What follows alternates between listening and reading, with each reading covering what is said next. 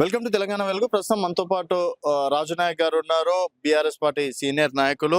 రాజు నాయక్ గారు, ఇప్పుడు మొన్న చూసుకున్నట్టయితే కసాబ్ని ఏ విధంగా అయితే బిర్యానీలు పెట్టి అట్లా మేపుతున్నారో ఆ విధంగా హరీష్ రావుని, కేసీఆర్ని మేపుతున్నారు. పక్క దేశంలో అయితే పార్టీ కురిదీసేసేవాళ్ళు, అండ్ మన దేశంలో కాబట్టి ఇంకా వీళ్ళిద్దరు సేఫ్ గా ఉన్నారు అన్నట్టు కూడా మాట్లాడడం అనేది జరిగింది.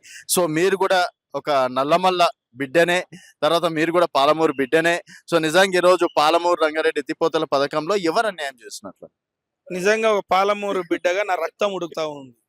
ఈ రాష్ట్ర ముఖ్యమంత్రికి కారుకు తాడేసి రోడ్డు మీద బట్టలు కూడా తీసి గుంజుకు రావాలనిపిస్తుంది.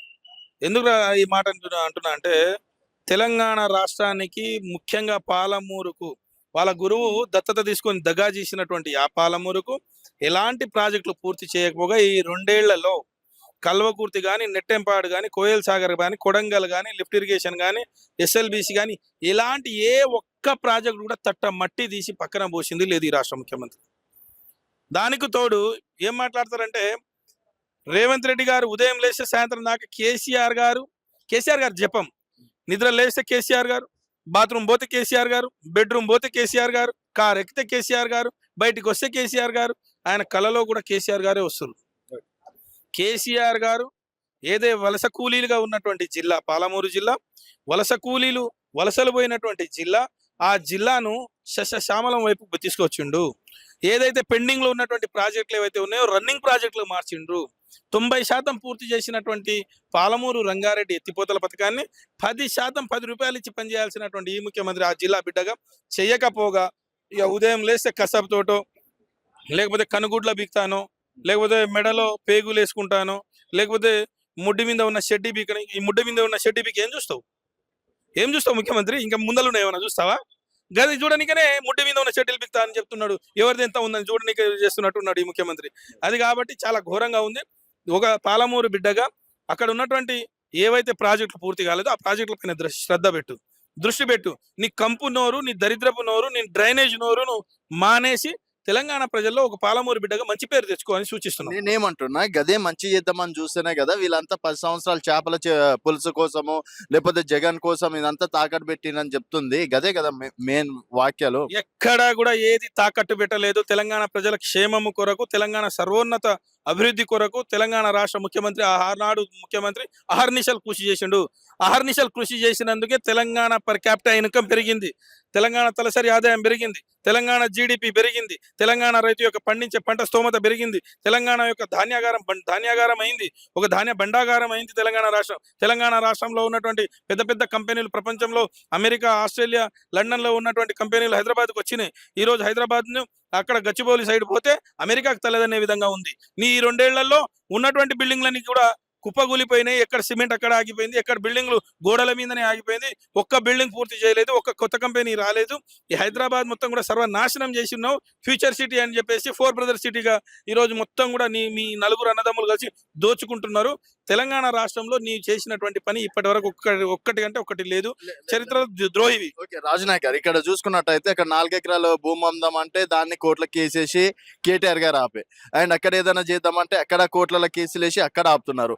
అండ్ మూసి రివర్ ఫ్రంట్ ని తాగునీరుగా మారుద్దామంటే దాంట్లో కూడా కేసులు వేసి మళ్ళీ మీరే అడ్డుకునేది మీరే, అప్పులు చేసేది మీరే, విమర్శలు మాత్రం ఈ రోజు రాష్ట్ర ప్రభుత్వానికి ఎంతవరకు కరెక్ట్ అంటారు? ఈ ముఖ్యమంత్రికి సిగ్గుండాలి.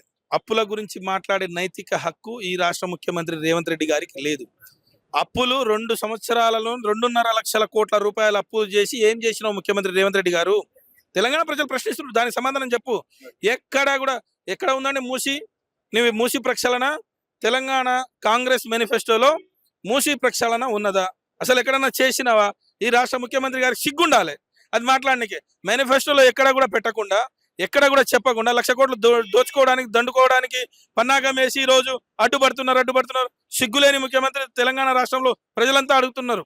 చిన్న పిల్లలు వచ్చి ఆ జేసీబీల అడ్డం పడుకుంటారు, బుల్డోజర్ల అడ్డం పడుకుంటున్నారు. వందలాది ఏళ్లుగా ఉన్నటువంటి నీ కాంగ్రెస్ హయాంలోనే ఇల్లు ఇచ్చినటువంటి అక్కడ ఈ రోజు నువ్వు చిక్కుల కొడతా అంటే ఎవరు కుంటారండి? నువ్వు దానిపైన డిపిఆర్ ఉందా? నీకు డీటెయిల్ ప్రాజెక్ట్ ఉందా? కనీసం 8 లక్షల కోట్ల రూపాయలనే ఉందా? ఎవరికి ఏం చేద్దామని అనుకున్నావా? ఏమీ లేదు. ఇదంతా దండుకోవడానికి వేస్తున్నటువంటి కుట్ర తప్ప ఎప్పుడు కూడా అభివృద్ధిని ఆకాంక్షించే బీఆర్ఎస్ పార్టీ ఎప్పుడు అడ్డుపడదు. ప్రజల పక్షమే ఉంటది, ప్రజల పక్షాన ప్రశ్నిస్తుంది, ప్రజలకు అన్యాయం జరిగితే ఊరుకోదు, నిన్ను కడుగుతుంది, నిలదీస్తుంది. అండ్ ఒక ఉస్మానియా యూనివర్సిటీ విద్యార్థి నాయకుడిగా కూడా చెప్పండి.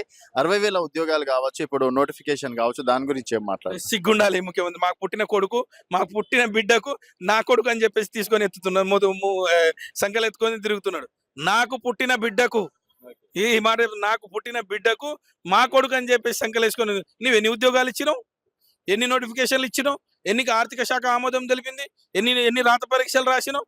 ఇప్పటి వరకు నువ్వు 10,000 ఉద్యోగాలు ఇవ్వలేని దద్దమ్మవి, సంవత్సరానికి 2 లక్షల ఉద్యోగాలు ఇస్తున్నావు. ఎక్కడున్నాయి? ఎక్కడ లేవు. అందుకని ఈ ద్రోహి తెలంగాణలో ఏ నిరుద్యోగులకు నిండా ముంచినటువంటి ద్రోహి ఒక్క ఉద్యోగం ఇవ్వలేదు. ఇప్పుడు అసెంబ్లీలో దాని గురించి ఏమైనా డిమాండ్ చేస్తారా? అసెంబ్లీలో ఈరోజు స్పీకర్ గారు ఎంత ఘోరంగా హేయంగా ప్రవర్తిస్తున్నారంటే, ప్రభుత్వాన్ని ప్రశ్నిస్తే, ముఖ్యమంత్రి గారికి ప్రశ్నిస్తే ఈరోజు నేను మైకులు ఇవ్వనని చెప్పేసి మాట్లాడుతున్నారు. ఈయన ఒక రిమోట్ స్పీకర్, ఒక స్విచ్ లాంటి, అంటే రేవంత్ రెడ్డి గారు స్విచ్ ఆన్ అయితే స్పీకర్ గారు ఆన్ అవుతున్నారు, స్విచ్ ఆఫ్ చేస్తే ఆఫ్ అయిపోతున్నాడు. ఇది స్విచ్ ఆన్ స్విచ్ ఆఫ్ అంటే స్విచ్ లాట నడుస్తుంది ఆడ. అంటే స్పీకర్ గారు సొంతంగా నిర్ణయం తీసుకునే పరిస్థితి లేదు. తెలంగాణ శాసనసభ్యులకు శాసనసభలో అందరికి సమాన దృష్టితో చూడాల్సినటువంటి స్పీకర్ గారు సమాన దృష్టితో చూడకుండా తను ఒక పార్టీ కార్యకర్తగా చేస్తా ఉన్నాడు, పార్టీ కార్యకర్తలుగా వ్యవహరిస్తున్నారు. ఇది మంచి పద్ధతి కాదు. భవిష్యత్తు కాలంలో మీకు కూడా ఇదే పరిస్థితి అని హెచ్చరిస్తా ఉన్నాను.